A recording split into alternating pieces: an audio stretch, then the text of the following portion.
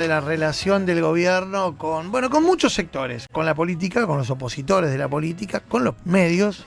Ayer Jorge habló bastante de él. Se trata de Santiago Caputo, este asesor sin cargo formal, sin despacho propio, que, bueno, recordemos el otro día en el marco del debate televisivo de los candidatos en la Ciudad de Buenos Aires, tuvo un gesto y una actitud muy intimidatoria para con un colega, un fotoperiodista de la cooperativa Tiempo Argentino, pero no es la primera vez que tiene gestos intimidatorios y violentos. Todos recordamos aquella situación que se vivió con el diputado de la Unión Cívica Radical, Facundo Manes, que lo denunció por esto, por amenaza coactiva, y en estas horas estuvo ampliando la causa penal contra el asesor presidencial. Quien está, en este caso, patrocinándolo a Facundo es Andrés Gil Domínguez, un querido abogado y un gran analista de varios temas, muchos de ellos ligados a la Constitución Nacional, hoy y en este caso trabajando en el patrocinio de Facundo Manes. ¿Cómo te va, Andrés? ¿Qué decís? Buen día, ¿cómo están ustedes? Ante que todo, feliz día de los trabajadores. Claro que sí, para vos también, ¿eh? Bueno, me interesa mucho hablar sobre esta ampliación que efectuaron de la denuncia contra Caputo, Andrés. La causa actualmente se encuentra en la Cámara de Apelaciones, Federal de Apelaciones, en la Sala 2, porque la jueza Capuchetti, en primera instancia, desestimó la denuncia, ordenó el archivo, considerando que esto era una reyerta común, un episodio común dentro de la política, que no daba lugar al delito de amenazas coactivas, y que era el Congreso eventualmente el que tenía que aplicar algún tipo de sanción disciplinaria, desconociendo a Capuchetti que el Congreso solamente puede aplicar sanciones disciplinarias a los legisladores, no a alguien que pertenece a la esfera de la administración pública y no pertenece a la esfera del Congreso. Nosotros apelamos, y en el marco de esa apelación que está tramitando en la Sala 2, denunciamos como hecho nuevo la conducta desarrollada por el señor Santiago Caputo contra el reportero gráfico Becerra, para demostrar que es una conducta recurrente de una persona que el propio presidente lo ha colocado de forma inconstitucional por encima del jefe de gabinete de ministros, que es un cargo creado por la Constitución, y en donde el propio presidente ha manifestado que él no firma nada sin que Santiago Caputo lo revise y le dé el ok. Y en este marco de ampliación de los fundamentos de la apelación, también denunciamos este hecho para que sea investigado por la justicia, para que la nueva amenaza coactiva emergente de la conducta del señor Santiago Caputo contra quien representa, en este caso, el ejercicio de la libertad de expresión e información en el marco del periodismo crítico o no oficialista, también sea investigado, porque hay un patrón claro por parte del señor Santiago Caputo de amedrentar a quienes son legisladores opositores y a quienes ejercen el periodismo de forma crítica o con una mirada no oficialista. Pues sabés que recién nosotros, en sintonía con esto que vos estás planteando, hablábamos sobre la permanente agresión que de algún modo habilita el propio Milei, ¿no? Con su actitud respecto de la prensa. Y desde el punto de vista de lo que para nosotros representa no una defensa corporativa, sino una defensa de los principios que sostienen nuestra actividad, me refiero a la de los periodistas, que es la libertad de expresión.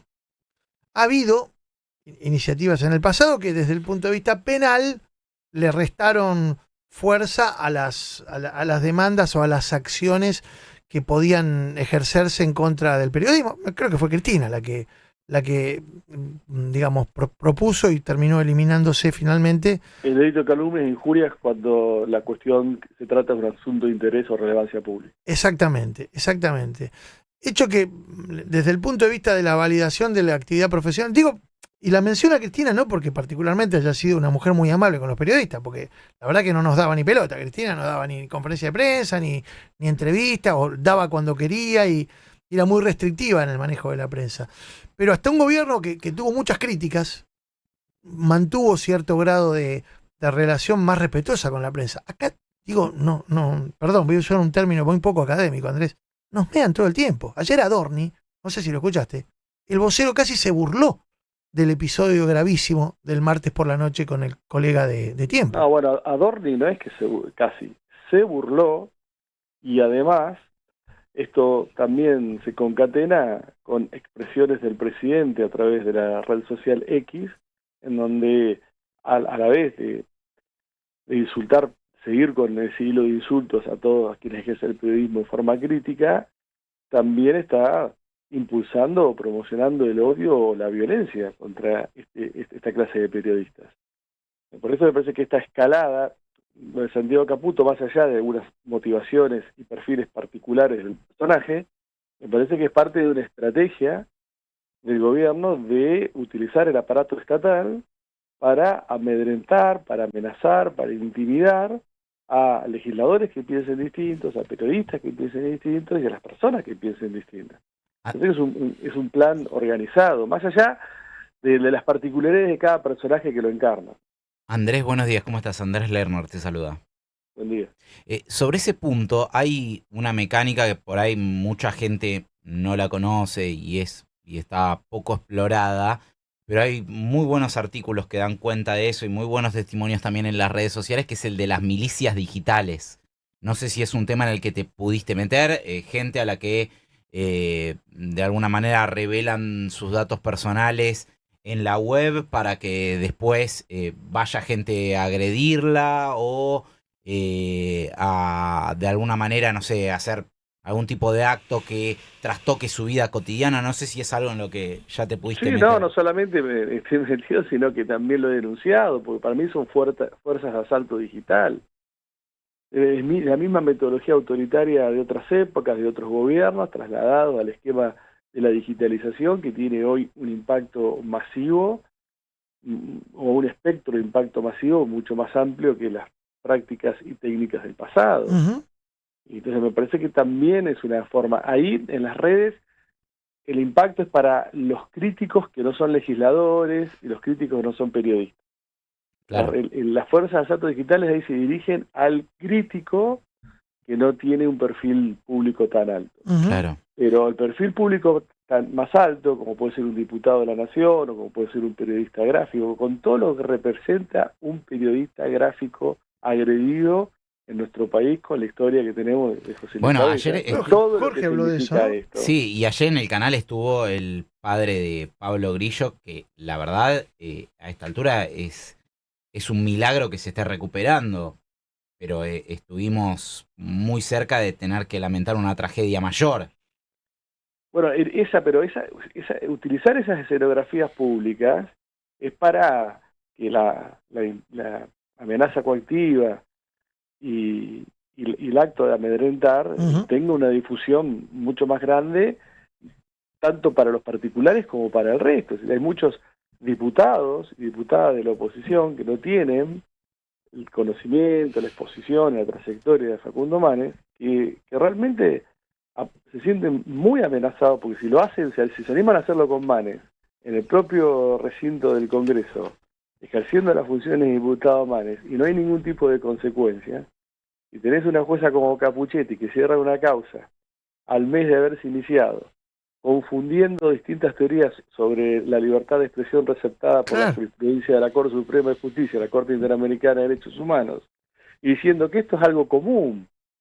Esto es algo común. Yo me preguntaría si yo, como simple abogado, el día de la audiencia ante la Sala 2, en su momento me hubiese parado y me hubiese puesto cara a cara con cada uno de los miembros de la Sala 2 y con el fiscal de Cámara, los hubiese palmado de forma no violenta y les hubiese dicho: si usted no soluciona esto como yo quiero, ya van a saber las consecuencias, ya van a saber quién soy. Si ese día me iba caminando tranquilamente o me sacaban esposado de Comodoro Pi. Entonces esto no es algo habitual.